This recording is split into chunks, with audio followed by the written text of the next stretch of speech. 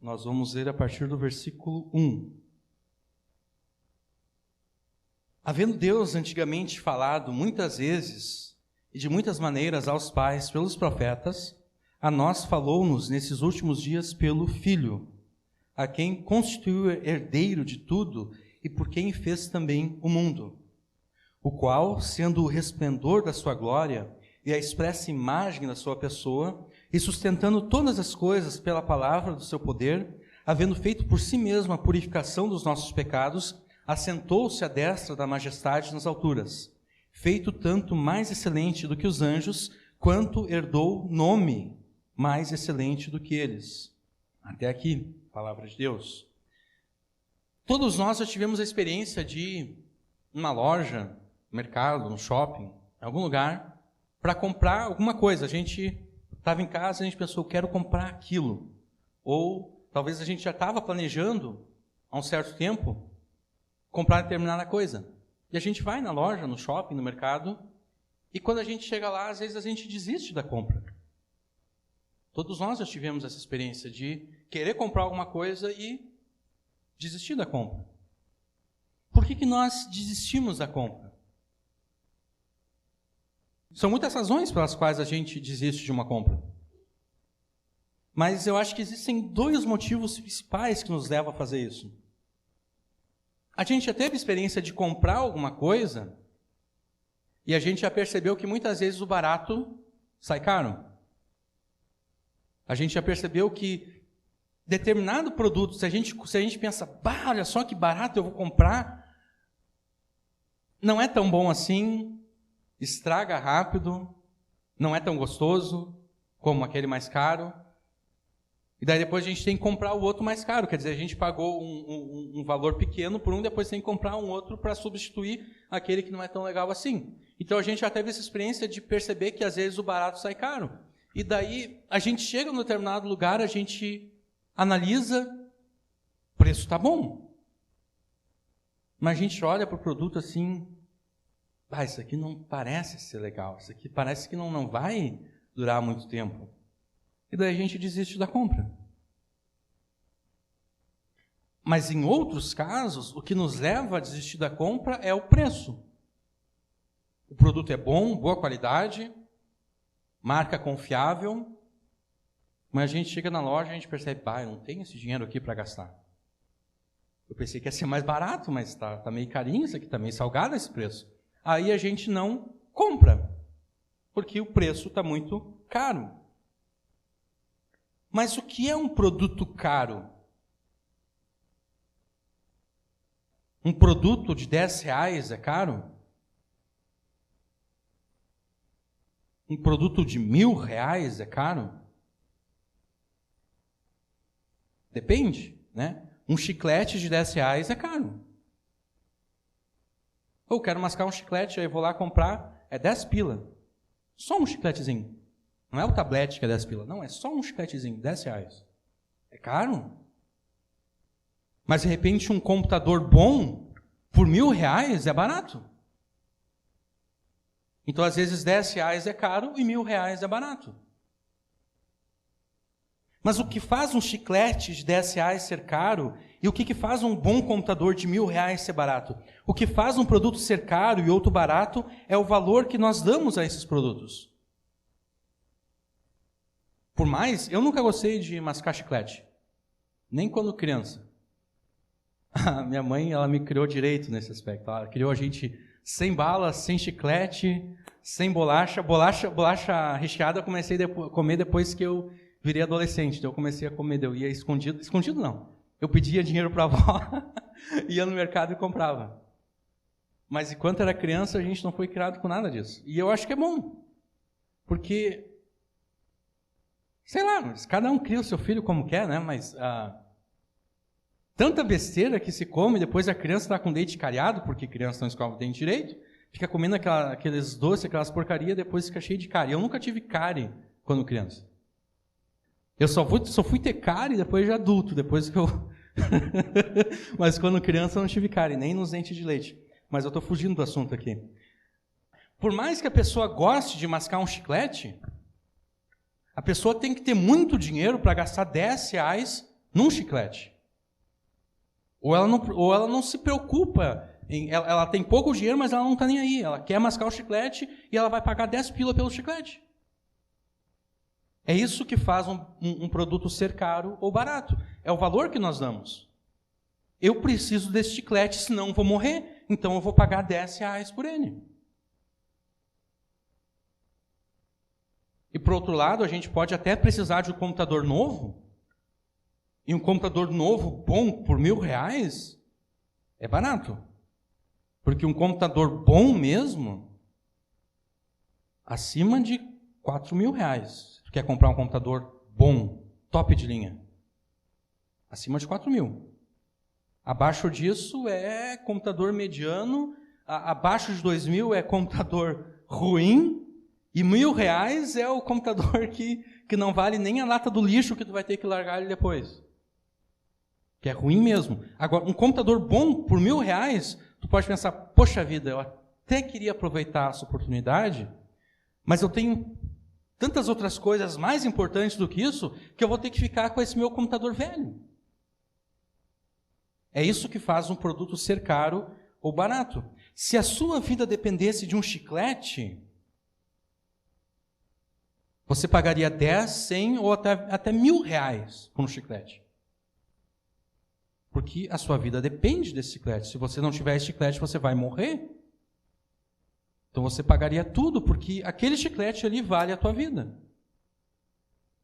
Todas as decisões que nós tomamos na vida depende desse cálculo que nós fazemos, atribuindo valores diferentes às diversas situações e conflitos em nossas vidas.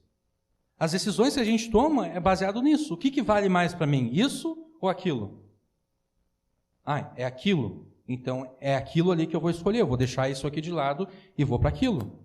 Porque é aquilo que vale mais para mim. E a gente faz isso muitas vezes sem ter consciência que a gente está fazendo isso.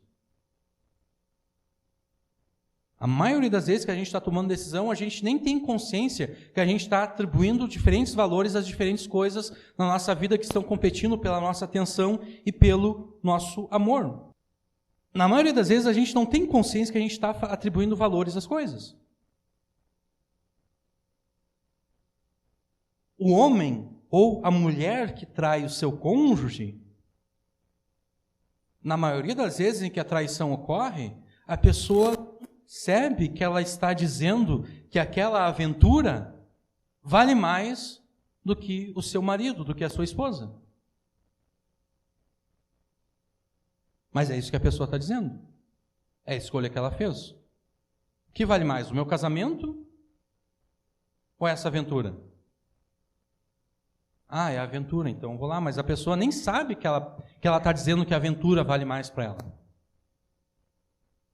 E depois, quando o marido abandona, quando a mulher abandona porque descobriu a traição, a pessoa fica tristinha.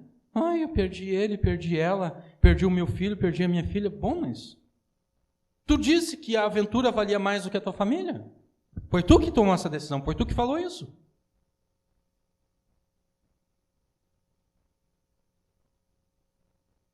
Hebreus foi escrito para os crentes em Jesus, dentre os judeus, por isso que o nome Hebreus, né?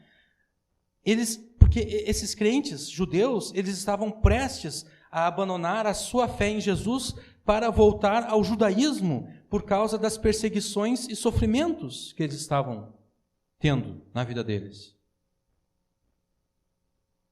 Esses crentes hebreus, eles estavam sendo tentados a valorizar mais o seu bem-estar físico, mais o seu bem-estar social, do que o próprio Jesus.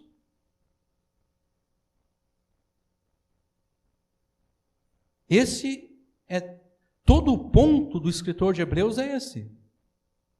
Jesus é mais valioso do que qualquer outra coisa.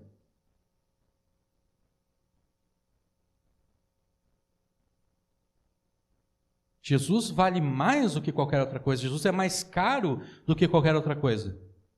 Então vocês não podem abandonar Jesus, porque abandonar Jesus seria uma loucura. Tu está abandonando uma coisa cara, valiosa, por uma coisa inferior. Por uma coisa que vale menos.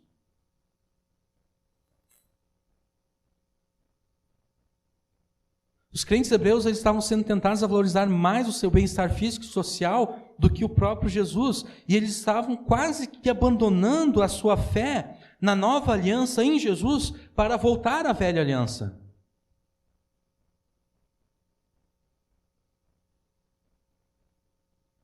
O escritor de Hebreus queria que os judeus percebessem que o Antigo Testamento, o próprio Antigo Testamento, reconhecia que a velha aliança era temporária e que a nova aliança, e que era a nova aliança que cumpriria todas as promessas que Deus havia feito ao povo no Antigo Testamento.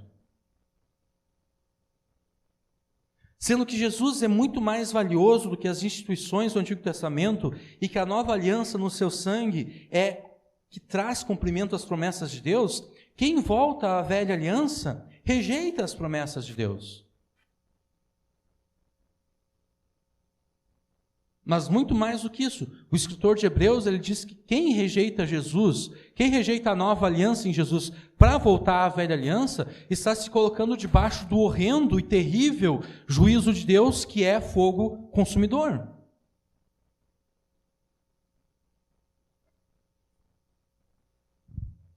É por isso que o escritor de Hebreus procura mostrar que Jesus é superior aos anjos, superior a Moisés, a Arão, é superior ao ministério dos sacerdotes, é superior a todos os sacrifícios que eram oferecidos no templo em Jerusalém. Ele quer mostrar que Jesus vale mais do que tudo isso.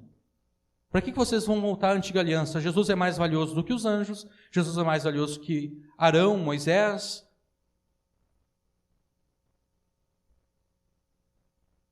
Jesus é mais valioso do que os sacerdotes, do que os sacrifícios. Por que vocês vão voltar atrás na fé agora?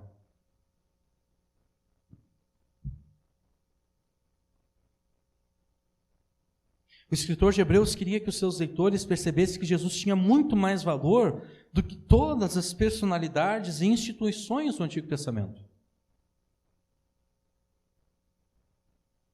Hebreus nos ensina que Jesus é mais valioso e caro do que qualquer outra coisa que possa existir nesse mundo. Hebreus nos ensina que nós devemos valorizar a Jesus muito mais do que nós valorizamos os nossos bens, os nossos relacionamentos e até mesmo as nossas próprias vidas. Hoje, a palavra de Deus e o Espírito Santo nos ordenam que nós valorizemos a Jesus por tudo aquilo que Ele nos ensinou e por tudo aquilo que Ele fez por nós.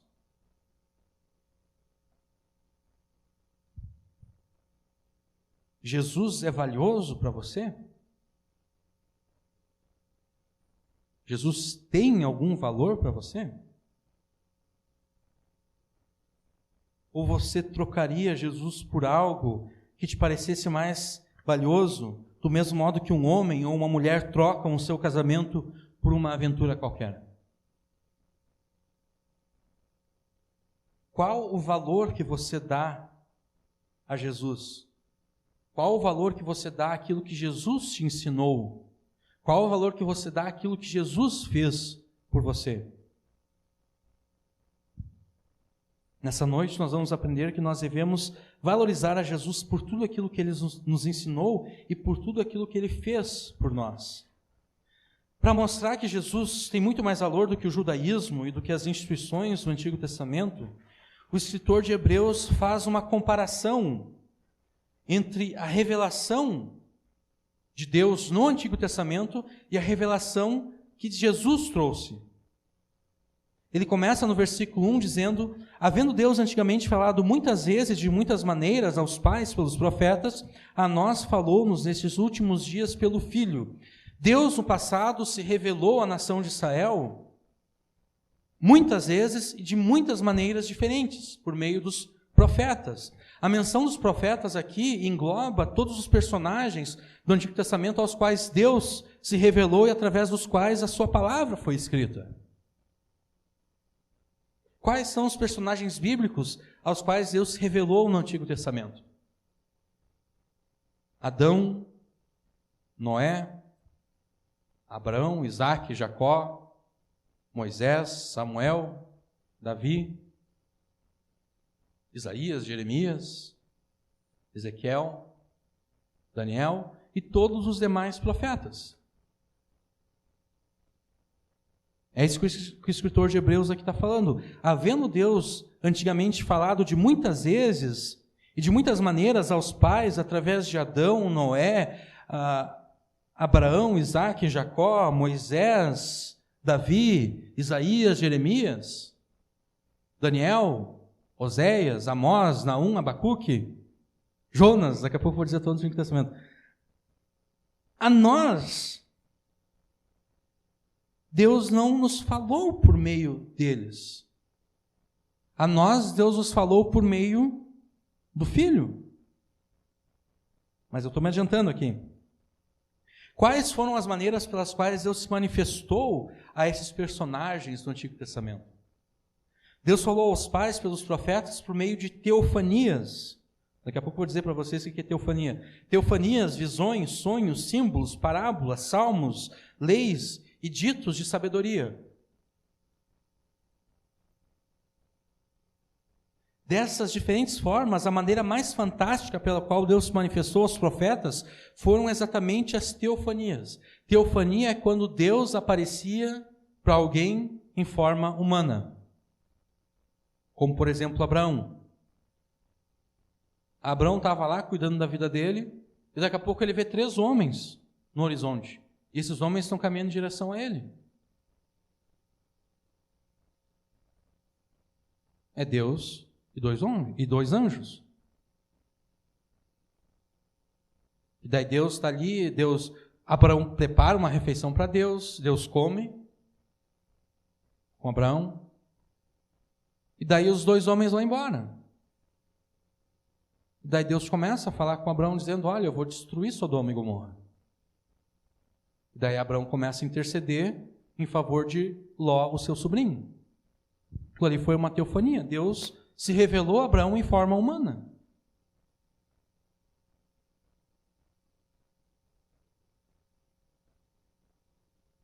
Sempre quando a gente lê o Antigo Testamento e aparece uma menção ao anjo do Senhor, não aos anjos do Senhor, mas ao anjo do Senhor no singular, normalmente aquilo ali se refere a alguma teofania. Porque quando Deus está falando com Moisés, quando o povo faz o bezerro de ouro, e daí Moisés sobe de novo no Monte Sinai para interceder a favor do povo, Deus diz que vai destruir o povo, Moisés pede para Deus não destruir, então Deus demonstra misericórdia, não destrói. E daí Deus diz, olha, eu não vou ir junto com vocês, porque vocês são muito rebeldes, vocês são muito desobedientes. Se eu subir no meio de vocês, se eu for junto com vocês no meio do deserto, eu vou me obrigar a matar vocês, porque vocês são muito pecadores. E daí Moisés roga a Deus, não faz isso, Deus, por favor, mantenha a tua presença conosco. Aí Deus diz, então o meu anjo vai com vocês. O meu nome está nesse anjo. E se vocês desobedecerem aquilo que ele disser, ele vai se irar contra vocês e vai matar vocês, porque o meu nome está nesse anjo. Esse anjo não é outro a não ser o próprio Senhor Jesus, antes de estar encarnado, antes de ter nascido como Jesus. Então, normalmente, quando o Antigo Testamento se refere ao anjo do Senhor, o anjo do Senhor é Jesus. O anjo do Senhor apareceu, por exemplo, para os pais de Sansão.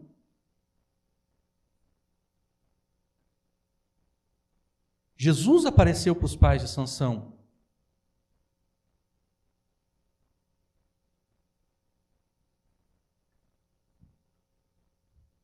Além das teofanias, onde Deus, por meio do seu Filho, assumia a aparência humana, Moisés pôde ver a glória e a bondade de Deus passando diante dos seus olhos. O próprio Deus diz que ele conversava com Moisés face a face. Que depois que Moisés desceu do Monte Sinai, o rosto dele brilhava com a glória de Deus que ele havia visto. Mas ainda que Deus tenha falado aos pais pelos profetas por muitas maneiras diferentes, incluindo as teofanias, a forma humana assumida por Deus nesses casos era temporária. Deus apareceu para Abraão, mas depois Deus sumiu. era temporário. Mas quando o Filho de Deus veio ao mundo, o Filho tomou para sempre sobre si a plenitude da natureza humana, fazendo-se homem como todos nós somos. E é para essa contraposição que o escritor de Hebreus quer chamar a nossa atenção quando ele escreve: a nós falou-nos nesses últimos dias pelo Filho. Se aos pais Deus falou muitas vezes de diferentes formas, a nós Deus nos falou de forma única e direta por meio do Filho de Deus encarnado, o Senhor Jesus Cristo. O fato de Deus ter se revelado no Antigo Testamento muitas vezes, de formas diferentes, e a diversos personagens, demonstra o caráter gradativo e progressivo da revelação de Deus ao seu povo. Deus não falou tudo o que ele deveria te falar de uma única vez para uma única pessoa. Ele foi falando aos poucos.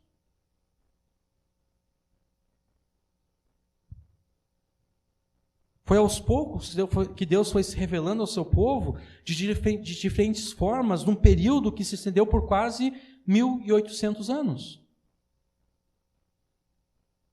Isso quer dizer que nenhum desses personagens bíblicos, nem mesmo os grandes Abraão, Moisés ou Davi, chegaram a conhecer a Deus e a sua vontade e o plano de salvação com perfeição. Nenhum deles chegou à perfeição no conhecimento que eles tinham acerca de Deus.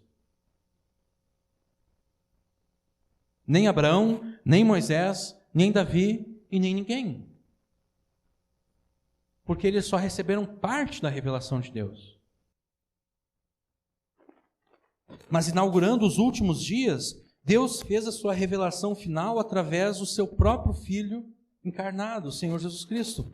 A revelação única trazida por Jesus demonstra a superioridade intrínseca de Jesus a todos os personagens do Antigo Testamento. Jesus é superior a todos os personagens do Antigo Testamento. Que barulho chatinho. Jesus é superior a todos os personagens do Antigo Testamento porque ele trouxe uma revelação única e final. Depois de Jesus não existe outra revelação. A gente não está esperando Deus levantar outros profetas e outros apóstolos para continuar nos ensinando outras coisas. Jesus veio e acabou. Enquanto os outros profetas estavam vindo, a gente sempre tinha que esperar mais, porque havia mais coisas para serem reveladas. Mas Jesus veio e trouxe a revelação final. Acabou. A revelação única trazida por Jesus demonstra que Jesus é o cumprimento de todas as promessas do Antigo Testamento. O judaísmo ele se orgulhava especialmente de Abraão, Moisés e Davi. Eles se orgulhavam dos escritos e dos exemplos de vida que foram deixados por Abraão, Moisés e Davi. Mas o Senhor Jesus, o Filho de Deus, é infinitamente superior a todos eles. Isso não quer dizer que a revelação de Deus no Antigo Testamento tenha menos valor do que a revelação de Deus trazida por Jesus. Porque esse é um erro que muitas vezes as igrejas evangélicas cometem. O Antigo Testamento tem menos valor do que o Novo Testamento.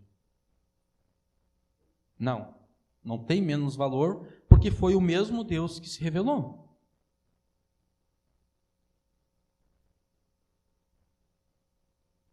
Isso não quer dizer que o Antigo Testamento tenha menos valor do que a revelação de Deus trazida por Jesus, mas isso quer dizer que Jesus é o cumprimento de todas as promessas do Antigo Testamento. Tudo que Deus prometeu aos pais, aos profetas, aos pais pelos profetas, Jesus cumpriu.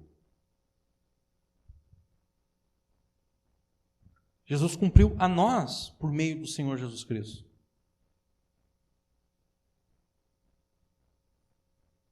Deus falou aos pais pelos profetas muitas vezes e de muitas maneiras, mas nos últimos dias Deus falou a nós por meio do seu Filho Jesus.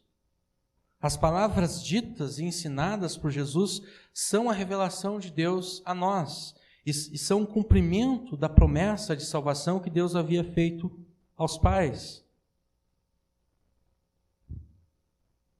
Você tem dado atenção às palavras ditas e ensinadas por Jesus?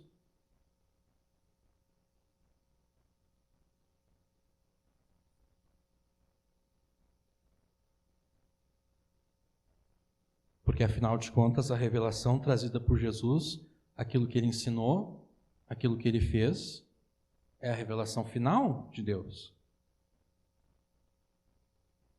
A questão é, você de fato valoriza as palavras que Jesus ensinou?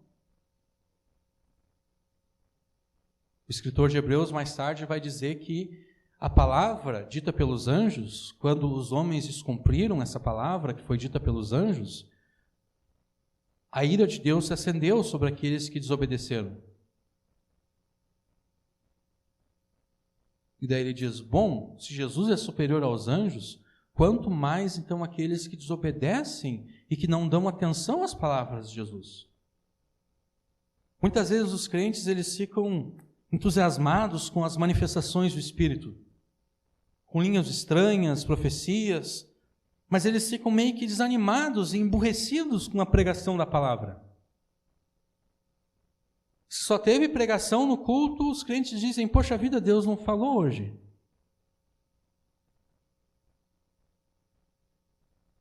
Aí Deus pensa, lá no céu, Jesus junto, o Espírito Santo também. Espera aí, a gente não falou com eles hoje lá? Aí o Espírito Santo diz, eu acho que sim, porque eu inspirei o pastor para ele preparar o sermão lá, tudo baseado na palavra de Deus. Até onde eu sei, o Espírito Santo dizendo, até onde eu sei, a gente falou com eles lá hoje de noite. Aí Jesus, pois é, eu também acho, mas eles estão dizendo que Deus não falou, que a gente não falou com eles hoje. E aí?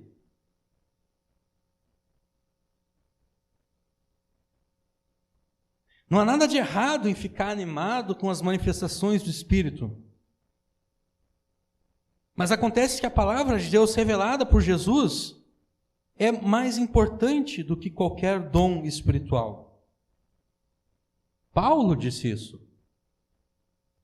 Paulo disse que ele preferia falar 5 palavras na inteligência dele que pudesse edificar os irmãos do que 10.000 palavras em línguas, que não edificaria ninguém. Quanto vale para você as palavras ditas e ensinadas por Jesus? Elas valem muito ou elas valem pouco?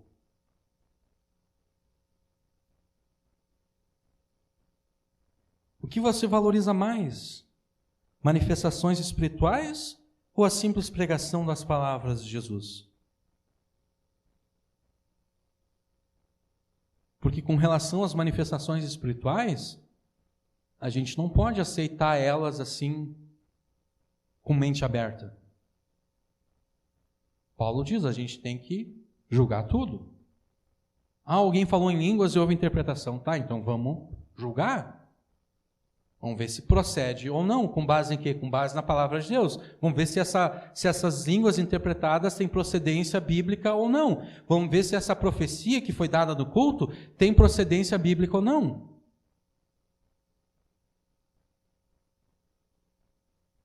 Mas com relação às palavras ditas por Jesus,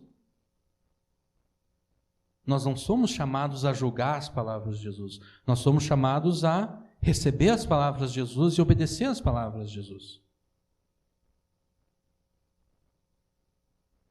O escritor de Hebreus e o Espírito Santo querem que você valorize as palavras ditas e ensinadas por Jesus muito mais do que qualquer manifestação ou dom espiritual. Todas as coisas vão passar e vão desaparecer. Paulo diz em 1 Coríntios 13 que se existem línguas, essas línguas vão cessar. As profecias também vão cessar.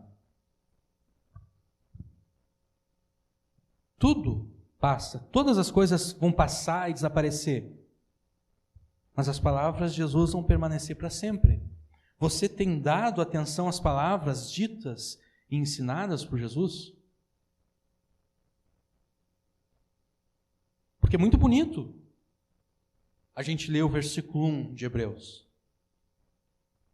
É uma coisa quase que poética, né? Havendo Deus antigamente falado muitas vezes e de muitas maneiras aos pais pelos profetas, a nós falou-nos nesses últimos dias pelo Filho. É bonito a construção. O grego do escritor de Hebreus é o grego mais complicado do Novo Testamento. É o grego que mais se aproxima ao grego clássico, de Homero, Platão e outros.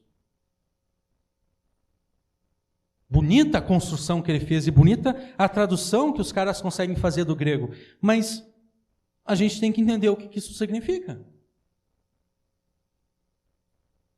Significa que se Deus antigamente falou muitas vezes, de muitas maneiras, aos pais, pelos profetas, e a palavra de Deus permaneceu firme, quão mais firme então vai ficar a palavra que foi dita pelo Filho de Deus?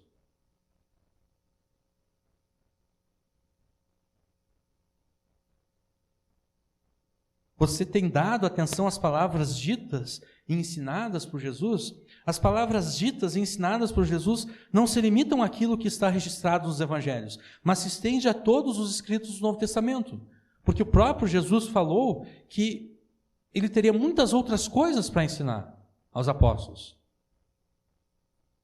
Mas eles, naquele momento, não teriam capacidade espiritual e psicológica para entender tudo. Mas quando vier o Espírito da verdade, ele vai vos guiar a toda a verdade, ele vai ensinar todas as coisas que eu tenho para ensinar para vocês, Jesus disse. É muito comum hoje em dia as pessoas colocarem em contradição as palavras de Jesus com aquilo que os apóstolos ensinaram nas suas epístolas, principalmente aquilo que Paulo escreveu.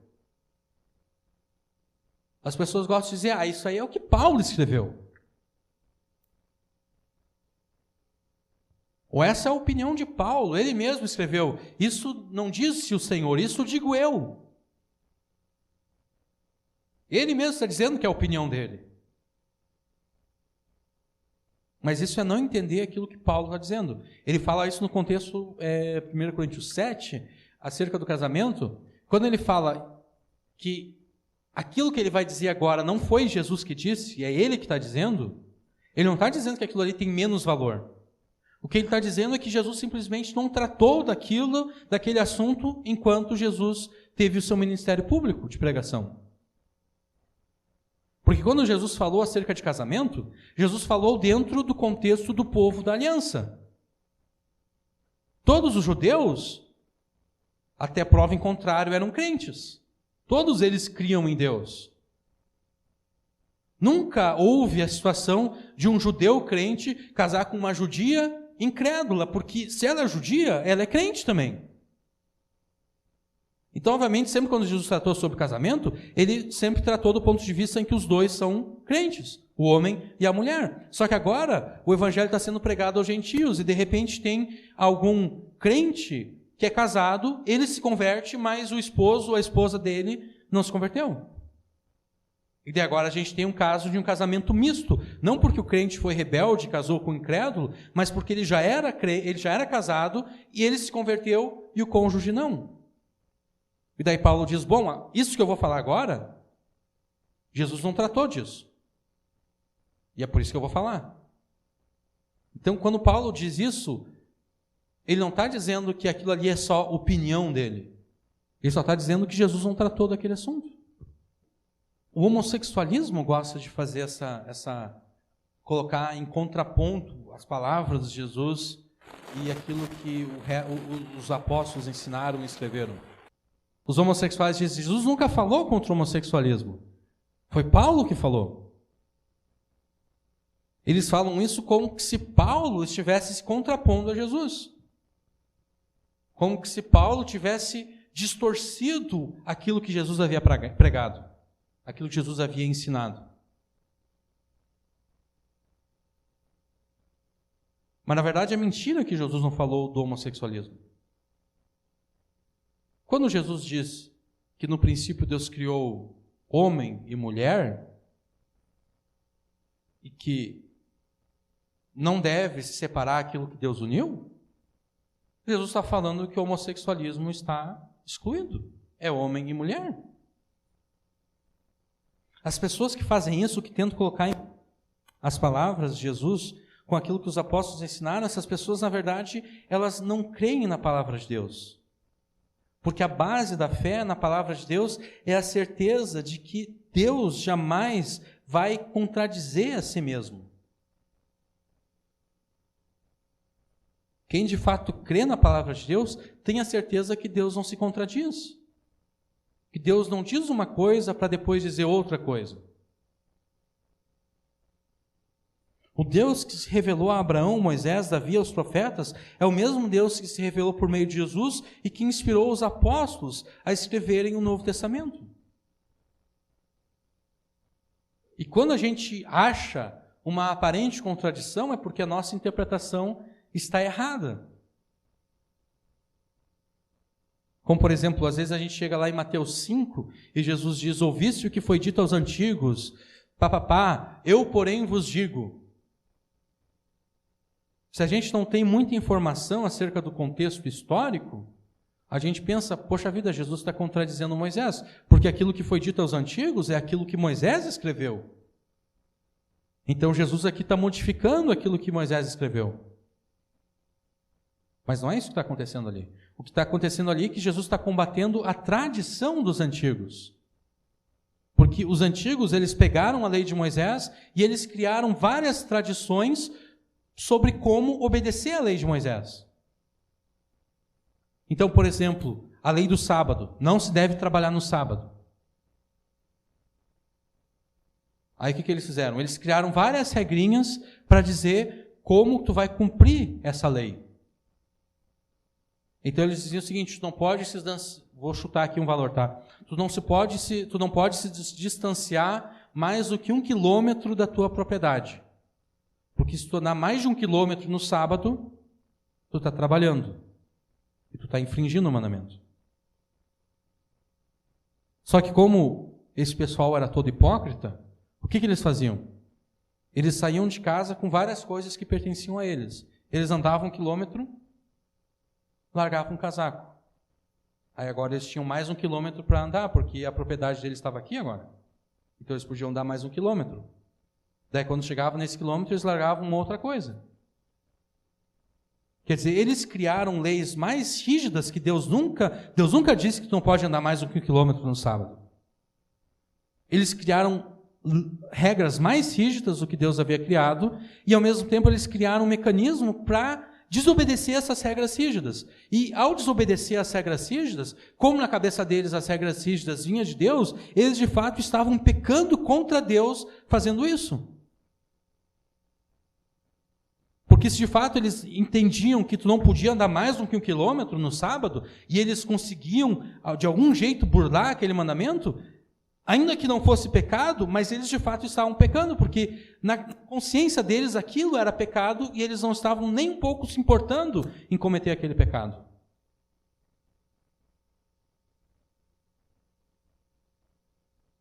Ou quando Jesus diz: ouviste que foi dito aos antigos, olho por olho, dente por dente, eu porém vos digo, não vos vingueis. É isso que Jesus fala? Agora não me lembro. Mas ele fala acerca de não aplicar essa lei do olho por olho, dente por dente. O que Jesus está falando ali é acerca da vingança pessoal. Porque quando Moisés escreveu olho por olho, dente por dente, Moisés está dizendo que quem aplica essa lei não é a pessoa que foi ferida. São os juízes. São aqueles que têm a capacidade de fazer a justiça.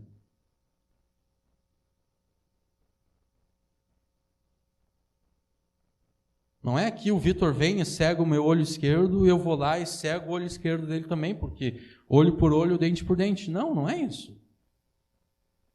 Não era eu que deveria de fazer a justiça no Vitor. Eram os juízes que deveriam de fazer isso. É por isso que Jesus está dizendo: olha, vocês não podem usar a lei de Deus como desculpa para se vingar. Vocês devem esperar na justiça de Deus agir em favor de vocês. Então, eu estou gastando mais tempo aqui do que eu queria. Quando a gente acaba encontrando uma aparente contradição na palavra de Deus, é porque, na verdade, a gente não está interpretando a palavra de Deus como ela deve ser interpretada. Porque um erro que muitas vezes a gente comete é que a gente coloca os nossos pensamentos, as nossas pressuposições, a nossa cultura para dentro do texto bíblico.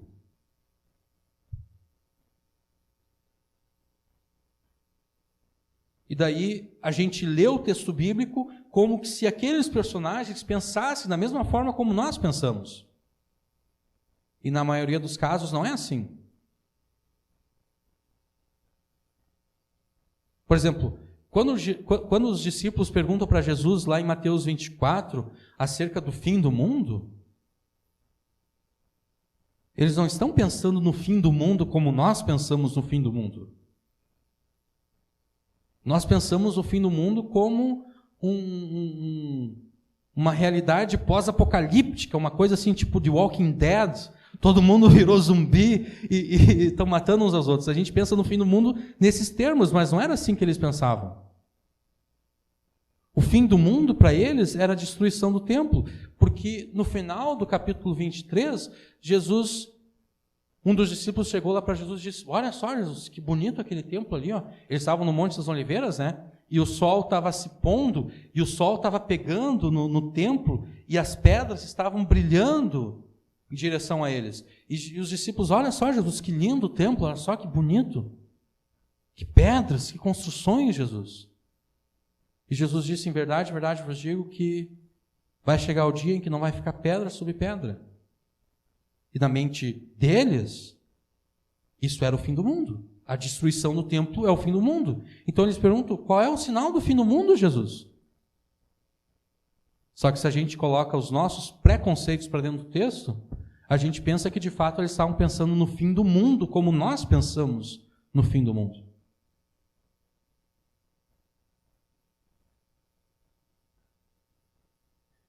Você tem dado atenção às palavras ensinadas por Jesus nos Evangelhos e no restante do Novo Testamento? Você tem obedecido às palavras que Jesus falou e às palavras que os apóstolos escreveram, que eles receberam do Espírito Santo, que eram de Jesus?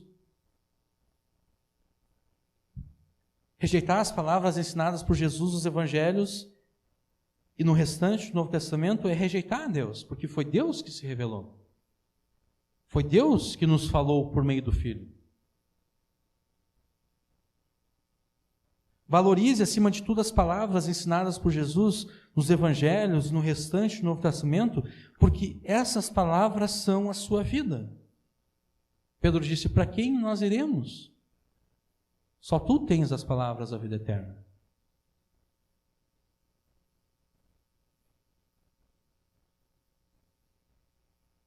O Senhor Jesus, por ser quem Ele é, o próprio Filho de Deus, quando comparado com os personagens do Antigo Testamento, ocupa uma posição de infinito destaque e importância no plano redentivo de Deus.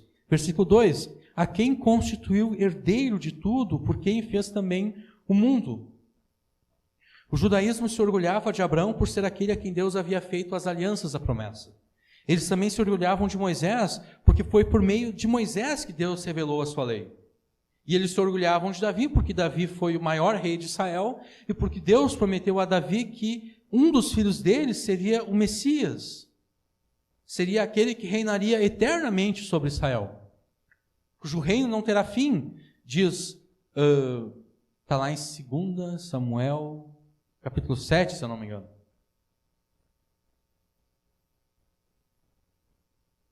Teu filho, isso cumpriu Jesus, mas os judeus não sabiam disso.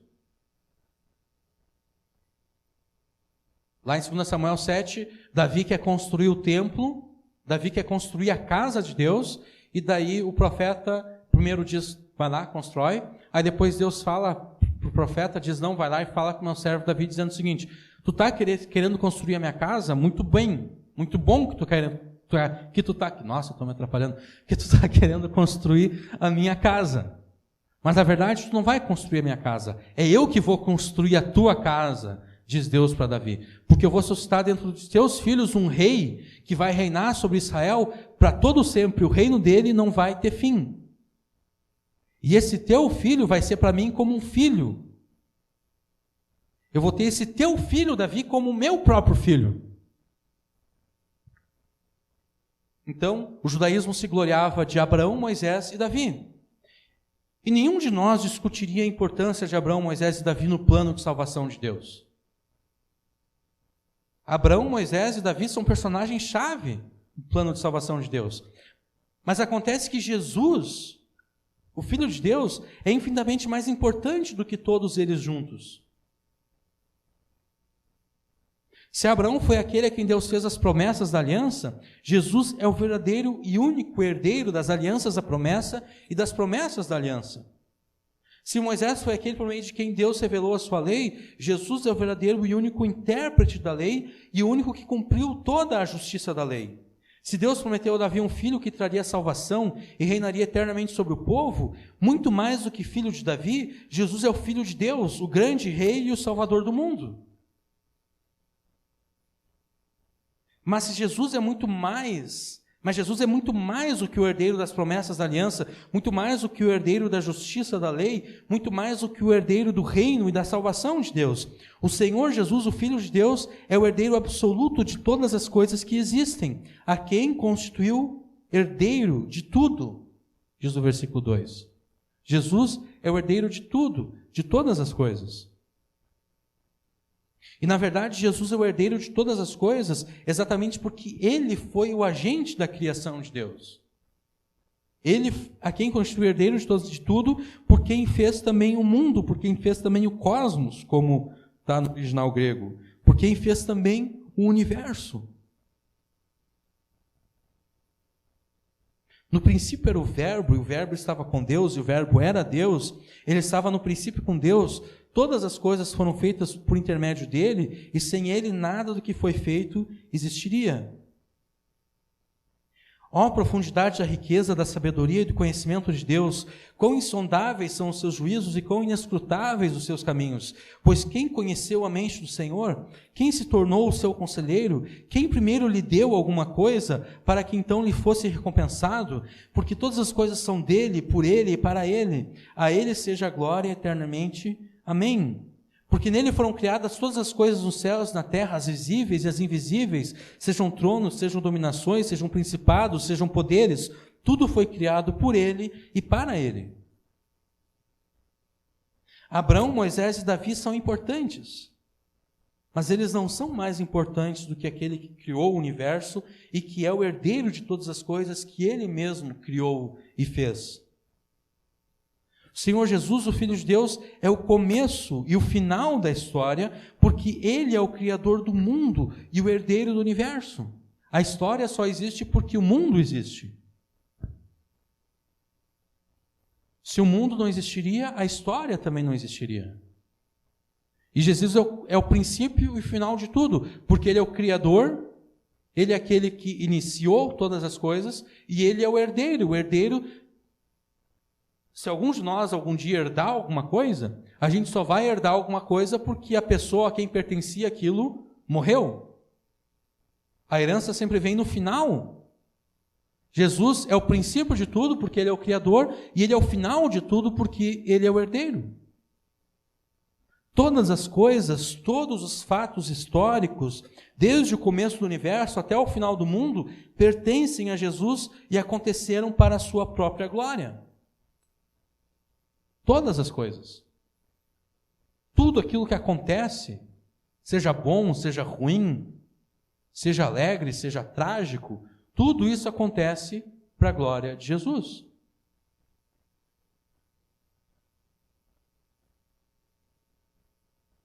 Mas como as tragédias, isso não está aqui, só eu resolvi acrescentar agora, como as tragédias contribuem para a glória de Jesus?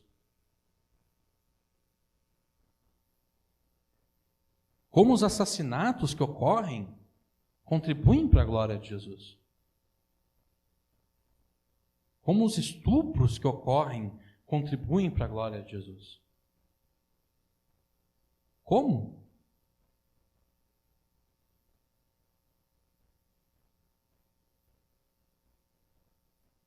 Contribuem mostrando que fora de Jesus não há esperança. Contribuem mostrando que as pessoas de fato são más. Elas não são boas.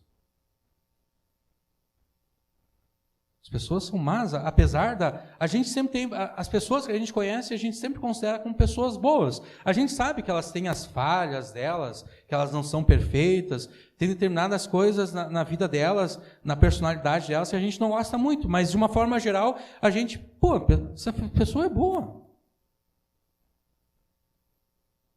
Mas ela não é boa. Ninguém é bom. Mesmo quando essa pessoa faz uma coisa boa, ela é má. Porque ela não está fazendo a coisa boa pelo motivo correto.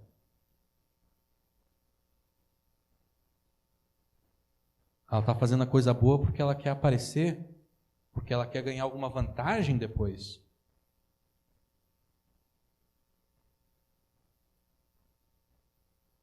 Ou simplesmente porque ela quer ajudar a pessoa. Quando a gente faz alguma coisa boa para querer ajudar alguém, a gente também está pecando nisso. Porque a razão pela qual a gente deve fazer as coisas boas não é para ajudar as pessoas. É para glorificar a Deus.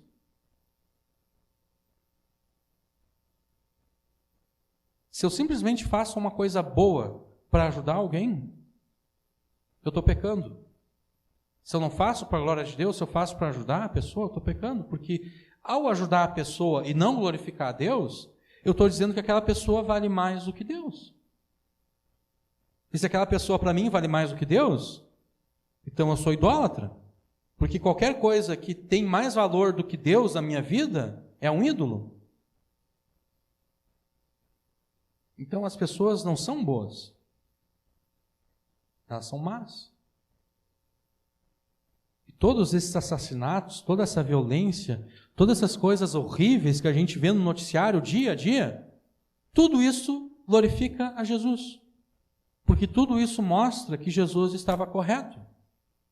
Ele disse, os adultérios, as mortes, os assassinatos, os falsos testemunhos, tudo isso provém de dentro do coração do homem. E sempre quando a gente ouve acerca de uma grande tragédia que aconteceu, um assassinato, estupro, uma criança sendo violentada e depois assassinada de forma brutal, aquele fato ali terrível aos nossos olhos está glorificando a Jesus porque está mostrando Jesus tem razão.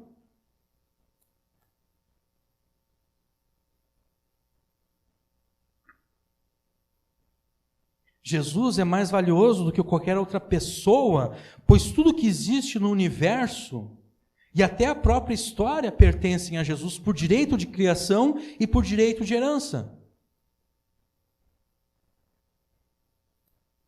Você teme o Senhor Jesus como o Rei do universo e como o Senhor da história? Corretamente, nós consideramos que o valor das palavras de alguém está ligado à autoridade da pessoa em determinado assunto. Por exemplo, se eu estou querendo construir alguma coisa e eu conheço um engenheiro civil, eu sei que aquele engenheiro civil ele tem autoridade para falar acerca do assunto, porque afinal de contas ele estudou. Ele sabe quais são os cálculos, como se deve dimensionar o material que vai ser usado na construção.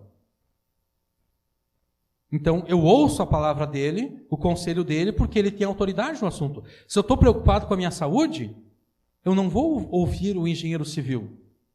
Porque, embora ele seja muito bom em termos de engenharia, medicina não é um forte dele, não foi o que ele estudou. Se eu estou preocupado com a minha saúde, eu vou ouvir a palavra de um médico.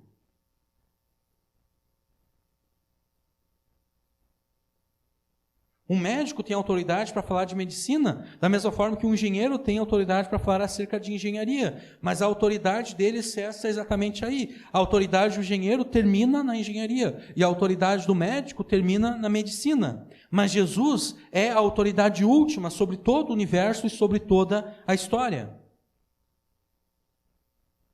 Isso quer dizer que Jesus fala com autoridade sobre todas as coisas que se referem ao universo e a todas as coisas que acontecem dentro desse universo.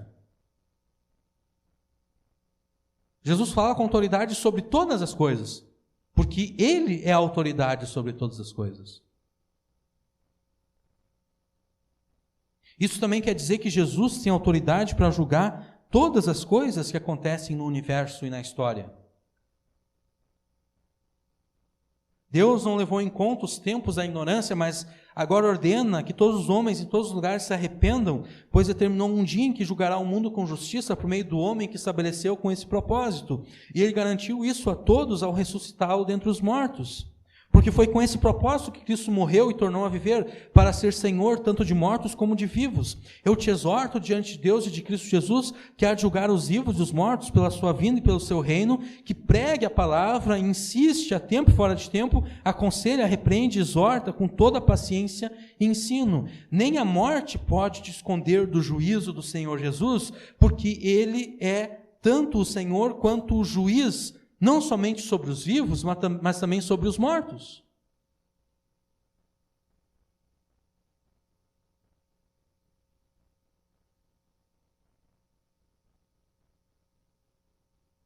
Ontem eu li uma notícia de um cara. O cara estava namorando uma mulher, a mulher era separada, e o cara estava caminhando na rua, assim, daí ele viu a namorada dele dentro do carro com o ex-marido. Ele pegou a arma, deu um tiro no marido, não matou ele, mas o cara ficou gravemente ferido, matou a mulher e depois se matou. Por que ele se matou? Porque ele queria fugir do juiz. O cara feriu o homem de morte, o cara está gravemente no hospital, matou a mulher e ele pensou, poxa vida, agora eu vou ser julgado. Então eu vou fugir do juiz, eu vou me matar. O cara se matou. Mas isso não funciona com Jesus. Não tem como se matar para não ser julgado por Jesus. Porque Jesus é o juiz dos vivos e dos mortos. A morte não te esconde dele. A morte pode te esconder de um juiz humano, mas não de Jesus. Você está preparado para enfrentar o juízo do Senhor Jesus? A única forma de se preparar para enfrentar o juízo de Jesus é através do temor que nós devemos a Ele. E o temor que nós devemos ao Senhor Jesus se mostra na atenção e obediência que nós prestamos às palavras que Jesus nos ensinou. Jesus disse: em verdade vos digo que o Filho nada pode fazer por si mesmo, senão o que vir o Pai fazer. Porque tudo o que Ele faz, o Filho também faz. Porque o Pai ama o Filho e mostra-lhe tudo o que Ele mesmo faz. Ele mostrará obras maiores que essas para que vos admireis.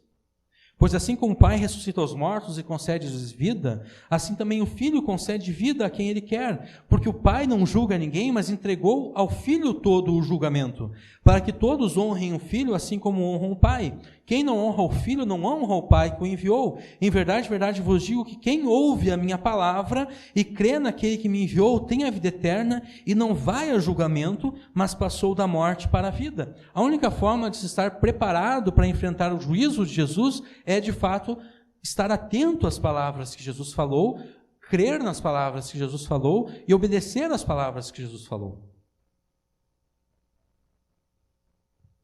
Você tem dado a devida atenção e obediência às palavras que Jesus te falou?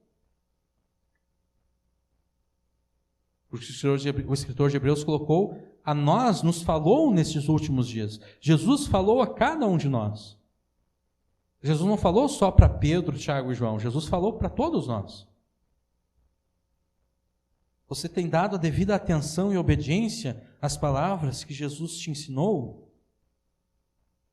Não existe salvação fora da fé verdadeira e obediente às palavras de Jesus. Fora da fé verdadeira e obediente às palavras de Jesus, somente existe perdição e terror. Somente existe aquele fogo consumidor, terrível, que o escritor de Hebreus diz: horrível coisa é cair nas mãos do Deus vivo. É por isso que nós devemos valorizar as palavras de Jesus acima de todas as demais coisas. Porque é nessas palavras que nós temos vida, é nessas palavras que nós temos salvação.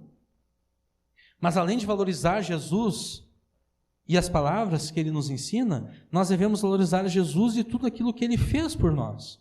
E é isso que os versículos 13 e 4 nos ensinam. O versículo 13 diz: o qual, sendo o resplendor da sua glória e a expressa imagem da sua pessoa, e sustentando todas as coisas pela palavra do seu poder, havendo feito por si mesmo a purificação dos nossos pecados, assentou-se à destra da majestade nas alturas. Versículo 13 aqui mostra os dois estados de exaltação de Jesus. Antes da encarnação de Jesus e depois da encarnação de Jesus, passando também pelo estado de humilhação de Jesus. Antes de nascer nesse mundo como homem, o Filho de Deus manifestava em si mesmo o resplendor da glória de Deus. Ele é o resplendor da sua glória. Mas além de ser o resplendor da glória de Deus, no seu estado de glória anterior à sua encarnação, o Filho de Deus era em si mesmo a expressa imagem da sua pessoa, a exata imagem da pessoa de Deus. Aqui nós temos a revelação acerca da triunidade de Deus, que é a famosa doutrina da Trindade. Deus é um só com relação à sua natureza, mas três no que diz respeito ao número de pessoas. Deus é um só. É verdade, estou acrescentando palavras que eu não escrevi aqui. Deus é um só no sentido de que a sua natureza, a sua vontade, o seu poder e glória são únicos. Não existe nenhum tipo de variação nesses atributos de Deus. Deus não tem duas vontades, Deus não tem dois tipos de poder, Deus não tem dois tipos de glória, Deus não tem dois tipos de natureza. Deus é um nesse sentido. A natureza de Deus é única, o poder de Deus é único, a glória de Deus é única. Não existe variação de glória, não existe variação de vontade, de poder. Nas religiões politeístas, cada um dos deuses é Deus de alguma coisa.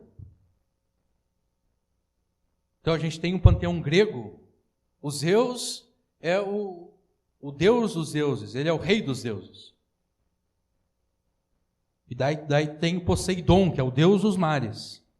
E tu tem o Hades, que é o deus do mundo inferior, o deus do mundo dos mortos. E daí tem outros deuses que agora eu não me lembro mais. Mas tem o panteão grego, tem o panteão romano.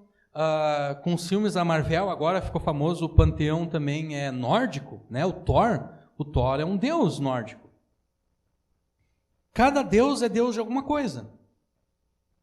E eles possuem, cada um deles, poderes diferentes. Poseidon, no caso da mitologia grega, só tem poder sobre os mares. Ele não consegue influenciar o mundo dos mortos. Já o Hades, ele só tem influência no mundo dos mortos. Ele não consegue influenciar os mares. E assim por diante. Cada um, o poder deles é limitado. O poder deles tem variação. A glória deles tem variação.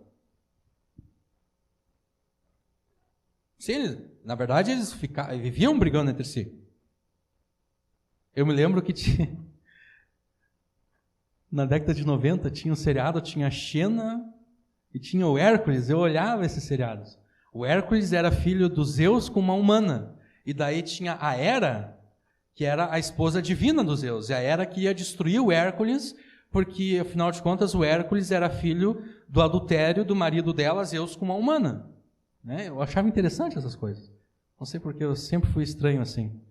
Mas voltando aqui.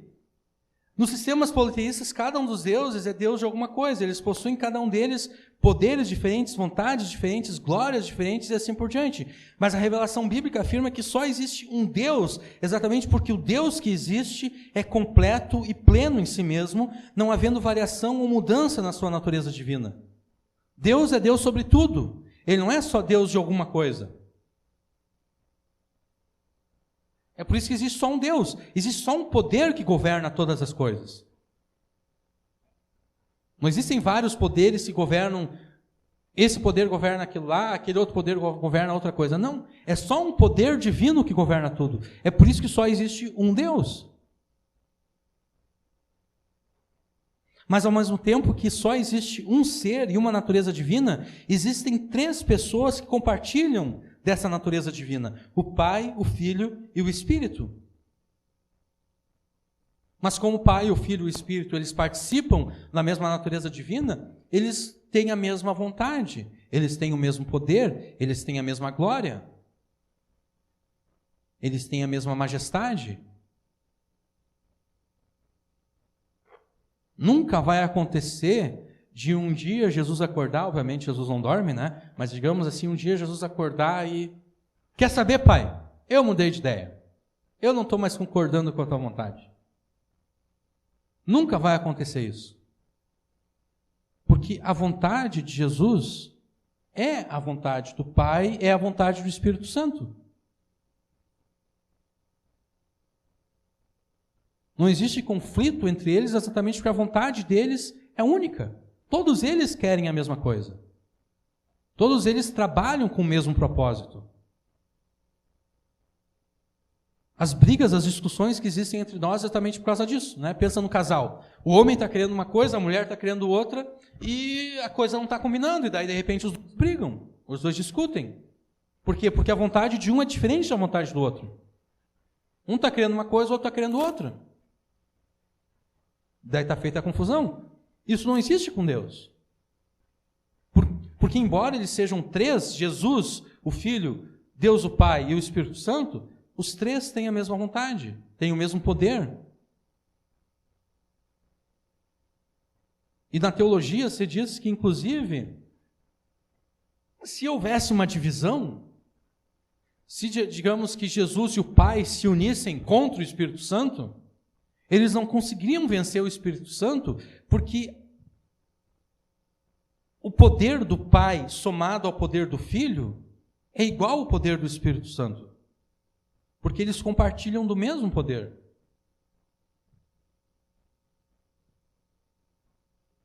Não existe três, é por isso que eu disse, não existe variação de poder. É o mesmo poder, é a mesma vontade, é a mesma natureza. Ainda que dois se unissem contra um, esses dois não conseguiriam vencer aquele que ficou sozinho, porque o poder é igual.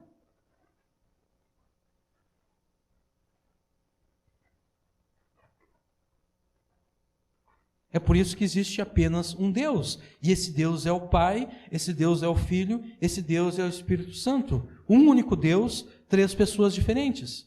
É por isso que mesmo sendo diferente do Pai, no sentido de ser o Filho de Deus sempre manifestou em si mesmo o resplendor da glória do Pai. É por isso que mesmo sendo diferente do Pai, por ser o Filho de Deus sempre foi em si mesmo a expressa imagem do Pai. Jesus participa tanto dos atributos comunicáveis de Deus, quanto dos atributos incomunicáveis de Deus. Hoje eu estou muito teológico aqui, vou explicar para vocês. Os atributos incomunicáveis são aqueles que Deus não comunica a ninguém, são aqueles que Deus não reparte com ninguém. Como, por exemplo, a onipotência de Deus, a onisciência de Deus, a onipresença de Deus. Já os atributos comunicáveis de Deus são aqueles que Deus comunica, reparte com os seus filhos, como, por exemplo, santidade, amor, alegria. A santidade, Deus compartilha conosco a santidade dele. Por isso que nós somos santificados, porque ele comunicou a santidade dele a nós. Ele nos deu a santidade dele. Nós experimentamos amor porque Deus comunicou o amor dele a nós. Nós experimentamos paz, alegria, porque ele comunicou a paz e a alegria dele a nós.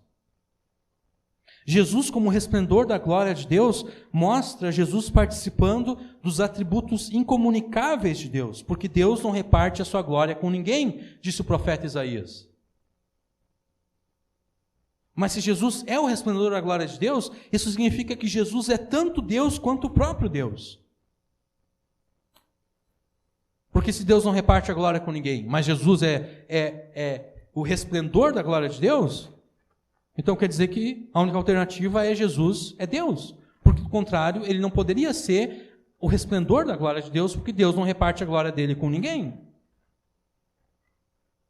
Jesus, como a expressa imagem da sua pessoa, mostra Jesus participando dos atributos comunicáveis de Deus, o que significa que todo o nosso crescimento espiritual e em santidade está em Jesus. A expressão imagem aqui é interessante, porque Quando a gente lê Gênesis, a gente lê que Deus criou Adão e Eva segundo a sua imagem. Deus criou Adão e Eva segundo a sua própria santidade, justiça, retidão, bondade. Mas quando eles pecaram contra Deus, a imagem de Deus deles não é que foi destruída, porque eles continuaram tendo a imagem de Deus, porque eles continuaram sendo humanos, mas foi distorcida. A bondade neles foi distorcida, o amor neles foi distorcido, e todas as demais coisas foram distorcidas. Mas diz aqui que Jesus é a expressa imagem da sua pessoa. Jesus é a imagem por excelência de Deus. Jesus, sendo a expressa imagem da pessoa do Pai, do caráter de Deus, é o único que pode restaurar em nós a imagem de Deus, para que nós possamos viver vidas santas e justas. E é por isso que o propósito de Deus é transformar os seus filhos à imagem de Jesus, porque Jesus é a imagem do Pai. O processo de salvação nada mais é do que a recriação. Deus criou homem e mulher segundo a sua imagem e semelhança, homem e mulher pecaram contra ele, a imagem de Deus foi arranhada na humanidade, foi distorcida na humanidade, e agora o processo de salvação é a restauração dessa imagem na humanidade. Jesus foi enviado por Deus como a expressa imagem do seu ser, e a salvação consiste em nós sermos transformados à imagem e semelhança de Jesus, que nada mais é do que a imagem e semelhança do Pai, que é a recriação de todos nós, segundo a imagem de Deus.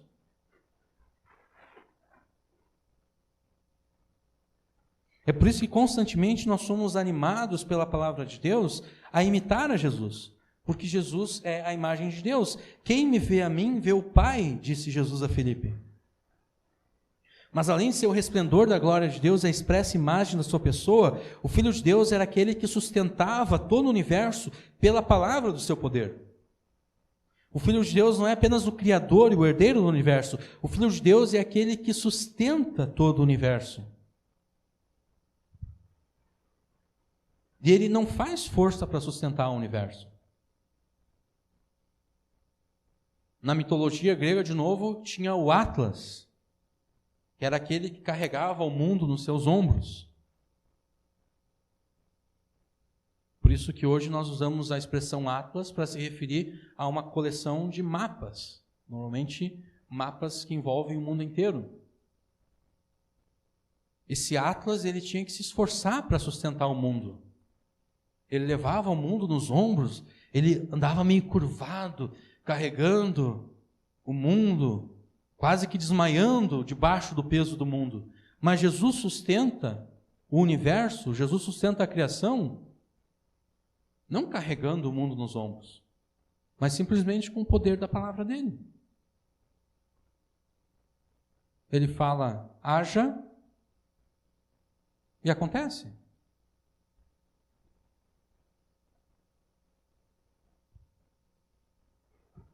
Todo o universo e toda a história humana estão debaixo do controle do Filho de Deus, que sustenta todas as coisas com o poder da sua palavra. Você teme as palavras que Jesus te ensina na Escritura? Você tem temor das palavras que Jesus te ensina? Nós deveríamos temer a palavra de Jesus, porque tudo o que existe foi criado e é sustentado pela palavra poderosa de Jesus. Isso quer dizer que a palavra de Jesus não é algo a ser desprezado. A palavra de Jesus tem poder, e é pela palavra dele que ele sustenta todas as coisas. Todas as coisas que se passam na história, sejam boas ou sejam más, foram determinadas pelo poder da palavra de Jesus. Nós deveríamos temer, atentar e obedecer às palavras daquele que criou e sustenta todas as coisas pela sua palavra poderosa. Mas mesmo tendo toda essa glória, toda essa perfeição e todo esse poder, Jesus se humilhou a si mesmo para morrer a morte maldita e amaldiçoada daqueles que desprezam a sua palavra.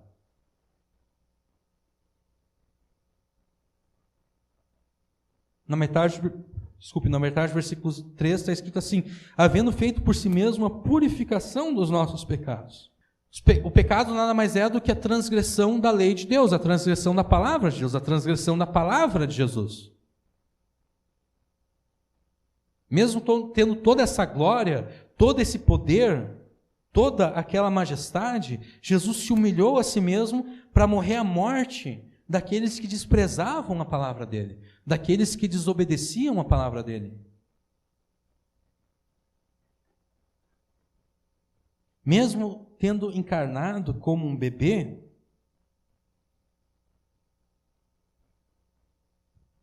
mesmo pendurado na cruz, Jesus ainda era o resplendor da glória de Deus. Mesmo encarnado como um bebê, bebendo, mamando nos seios de Maria, mesmo pendurado na cruz, Jesus ainda era a imagem expressa da pessoa de Deus. Jesus ainda era o Senhor absoluto do universo e da história. Jesus, mamando nos seios de Maria, ainda sustentava o universo pelo poder da sua palavra.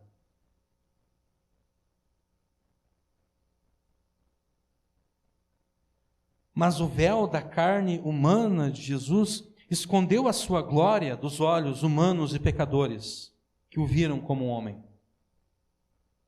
É por isso que Isaías escreveu: quem creu na nossa pregação, a quem se manifestou o braço do Senhor, foi crescendo como um renovo diante dele, como raiz que sai de uma terra seca, uma terra que não presta, uma terra que não dá fruto, não tinha formosura nem beleza. Quando olhávamos para ele, não víamos beleza alguma para que o desejássemos. Foi desprezado, rejeitado pelos homens, homem de dores, experimentado nos sofrimentos, e como um de quem os homens escondiam um rosto, foi desprezado e não lhe demos nenhuma importância. Jesus encarnado continuava sendo o resplendor da glória de Deus, mas essa glória agora estava escondida pela carne de Jesus e estava invisível para olhos humanos, pecadores que desejavam o pecado e que odiavam a glória de Deus exatamente porque amavam mais a si mesmos e mais os seus pecados do que a Deus. Que é isso que Jesus fala em João 3, por exemplo.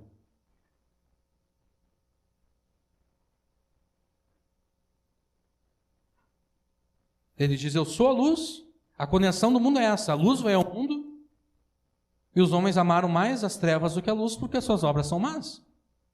Eles não querem vir para a luz porque eles sabem que se eles irem para a luz vai iluminar as obras más que eles fazem, e eles gostam das obras más que eles fazem.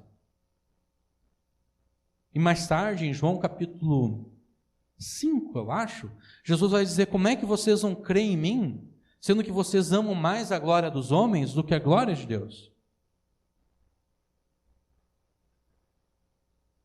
A beleza do Jesus encarnado estava escondida dos nossos olhos porque os pecadores desprezam a glória de Deus porque eles amam a si mesmos e aos seus pecados.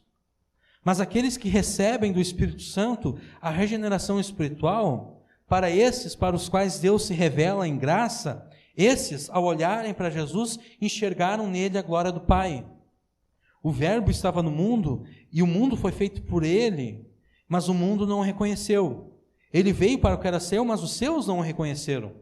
Mas a todos que o receberam, aos que creem no seu nome, deu-lhes a prerrogativa de se tornarem filhos de Deus, os quais não nasceram da linhagem humana, nem do desejo da carne, nem da vontade do homem, mas da vontade de Deus.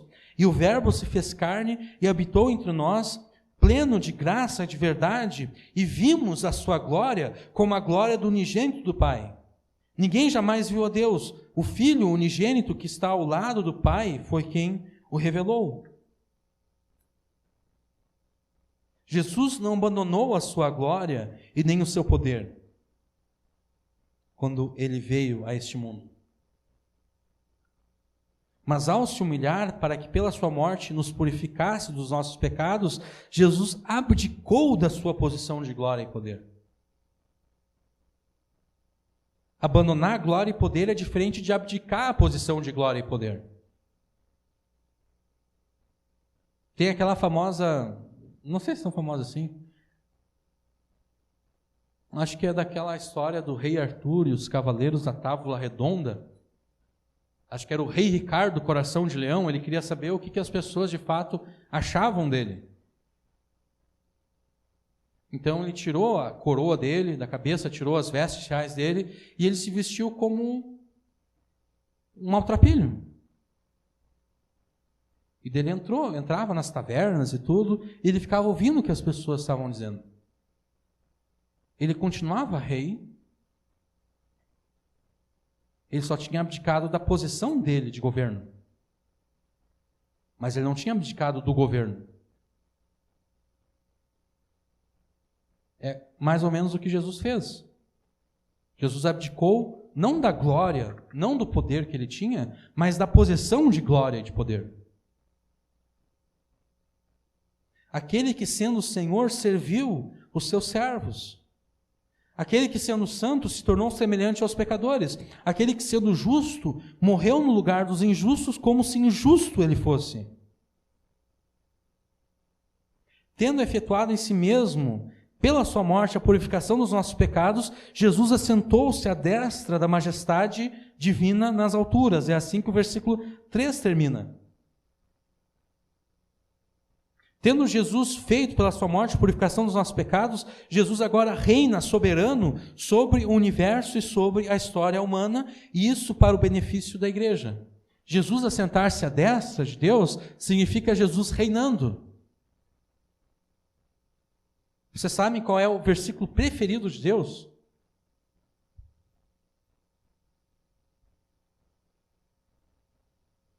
O versículo que Deus mais gosta da Bíblia.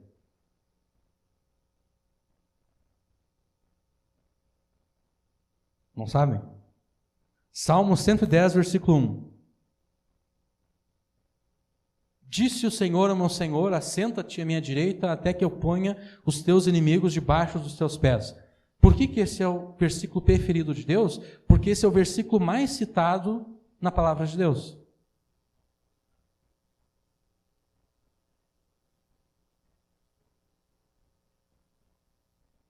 Jesus cita esse versículo, Lucas cita esse versículo, Pedro cita esse versículo, Paulo, o escritor de Hebreus, todos citam esse versículo várias e várias vezes, ou pelo menos fazem alusão a esse versículo.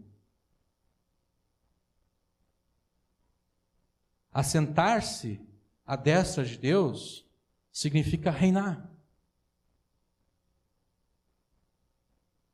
É isso que significam as palavras: todo o poder me foi dado no céu e na terra.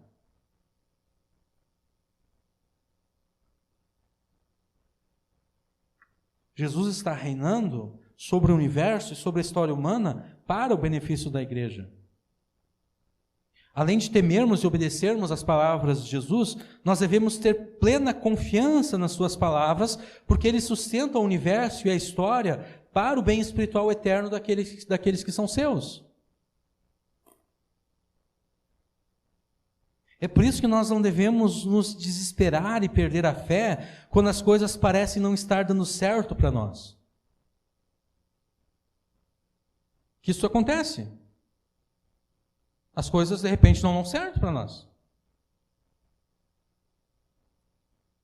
É por isso que nós não devemos nos preocupar quando as coisas não estão acontecendo como nós planejávamos. A gente tinha determinado um plano e o plano deu errado. Todas as coisas cooperam para o bem daqueles que amam a Deus, até mesmo aquelas coisas que nos entristecem, que nos machucam, que nos deixam preocupados. Ainda que as coisas possam estar fora do nosso controle, não existe nada que foge do controle soberano daquele que governa o universo com vistas à nossa bem-aventurança eterna.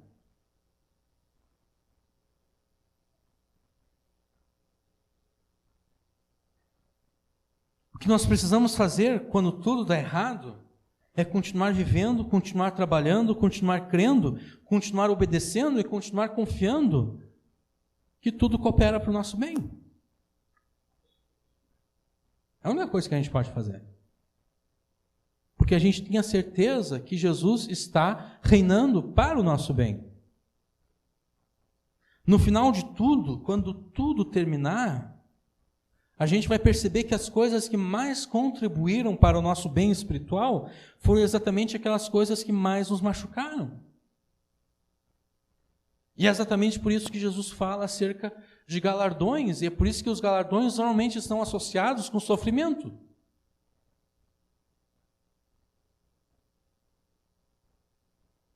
Porque a menos que a pessoa tenha algum tipo de desvio psicológico, o sofrimento não nos dá prazer, né?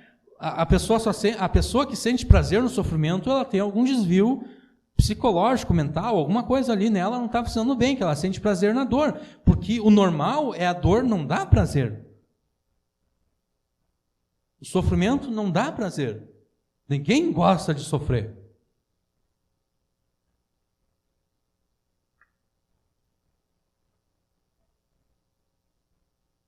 Exatamente por isso que Deus promete galardões aos que sofrem. Porque é uma recompensa.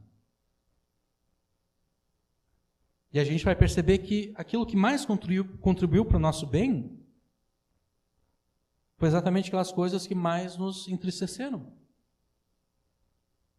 Versículo 4. Feito tanto mais excelente do que os anjos, quanto herdou mais excelente nome do que eles. Ainda que o Filho de Deus tenha assumido a posição mais humilde possível, sofrendo em si mesmo a ira de Deus, o nome de Jesus foi exaltado acima de tudo e de todos, até mesmo dos anjos. Jesus foi exaltado acima de tudo e de todos. Efésios diz que Jesus foi elevado às alturas, à destra de Deus, muito acima de todo principado, poder, potestade e qualquer outro nome que possa ser nomeado. O judaísmo se orgulhava de que muitas vezes foram os anjos que trouxeram a revelação de Deus aos personagens do Antigo Testamento. Mas Jesus é mais excelente do que o mais poderoso dos anjos. E o nome de Jesus é mais excelente do que o anjo mais honrado e respeitado nos céus. Jesus é o profeta por excelência, porque por meio dele Deus fez a sua revelação final. Jesus é o sacerdote por excelência, porque por meio dele, da sua ministração, os pecados foram finalmente purificados. Porque como vai argumentar mais tarde o escritor de Hebreus, ele vai dizer, aqueles sacrifícios não podiam perdoar os pecados, porque eles tinham que ser constantemente repetidos. Uma coisa que tem que ser repetida sempre é porque aquilo lá não está dando certo. Se a gente sempre tem que fazer a mesma coisa para obter um resultado, é porque aquilo ali que a gente está fazendo é algo precário. É algo que de fato não funciona. Mas Jesus é o sacerdote por excelência porque ele morreu uma vez pelos pecadores e ele não precisa morrer mais. Ele fez a purificação dos pecados e assentou-se à destra da majestade de Deus nas alturas. Jesus é o rei por excelência porque o seu poder não é terreno apenas. O seu poder é universal e atemporal. Jesus é muito mais valioso do que todas as hostes celestiais que permanecem fiéis a Deus. Você valoriza Jesus e tudo que Ele fez por você acima de todas as coisas? Jesus é o profeta por meio do qual Deus falou. Jesus é o criador e o herdeiro do universo, da história. Jesus é o representante do ser de Deus. Jesus é o sustentador de todas as coisas. Jesus é o sacerdote que trouxe a purificação dos pecados. Jesus é o rei que reina soberano no seu lugar de honra. Mas Jesus não se apegou a essas coisas. Ele se humilhou por você e morreu no seu lugar debaixo da ira de Deus, que Ele haveria de derramar sobre você por causa dos pecados que você cometeu contra Ele, desobedecendo as palavras de Jesus.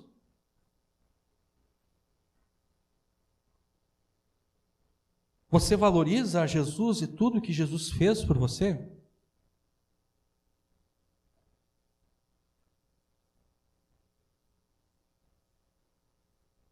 Jesus é valioso para você? Ou você trocaria Jesus por algo que te parece ser mais valioso, mais caro, do mesmo modo que um homem ou uma mulher trocam o seu casamento por uma aventura qualquer. E é interessante essa imagem aqui do homem que troca o seu casamento por uma aventura, porque no Antigo Testamento, Deus chama a idolatria de prostituição espiritual.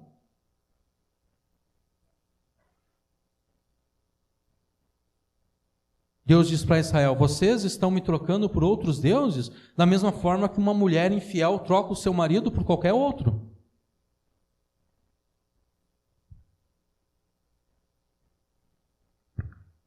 Jesus é valioso para você?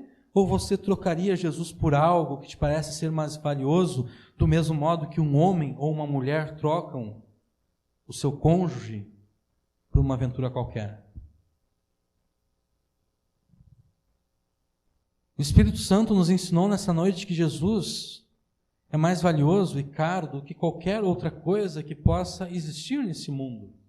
Porque Jesus é o Criador deste mundo, Jesus é o herdeiro deste mundo e Jesus é o sustentador desse mundo. Desvalorizar Jesus e abandonar a Jesus é desvalorizar a Deus e abandonar a Deus. É colocar-se debaixo do juízo horrendo e da ira terrível daquele que é fogo consumidor. O Espírito Santo nos ensinou nessa noite que nós devemos valorizar a Jesus muito mais do que nós valorizamos os nossos bens, os nossos relacionamentos e até mesmo as nossas próprias vidas. Não valorize o seu bem-estar físico e social acima de Jesus. Não valorize os seus bens e relacionamentos acima de Jesus. Não se desespere quando tudo parecer dar errado, porque ainda que não pareça, tudo está cooperando para a tua bem-aventurança espiritual. Hoje o Espírito Santo e a Palavra de Deus nos ensinaram que nós devemos valorizar a Jesus por tudo o que Ele nos ensinou e por tudo aquilo que Ele fez por nós. Valorize então a Jesus por tudo. Valorize a Jesus acima de tudo, acima de todos. Valorize as palavras de Jesus, valorize aquilo que Jesus fez por você. Amém.